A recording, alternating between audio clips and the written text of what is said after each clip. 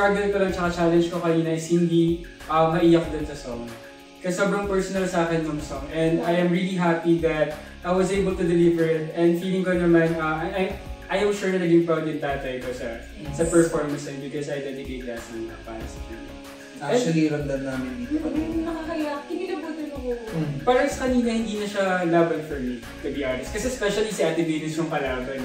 Sobrang galing ni Ate Venus. Pero I just took that chance kanina na hindi mo nalaban yung isipin ko.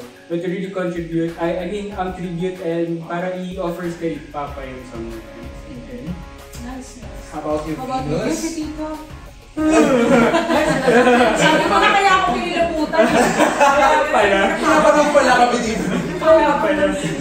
Sige, I just want to thank my family for supporting me all the way. Especially itong second chance. Ito sinabi ko sa kanila na ilalaban ko to. And sobrang blessed ko na nandyan sila lagi sa likod ko. And also sa mga supporters, yan na naman. Nasaan? Kanina nasa tabi, ngayon nasa likod. Tapos sa mga supporters ko na talagang hindi ako iniwan simula nung season 4 and up until now nakabalik ako, they're still there. So maraming salamat. At sa mga darating pang supporters, tiniklip ko na. Sana pa dumami po kayo.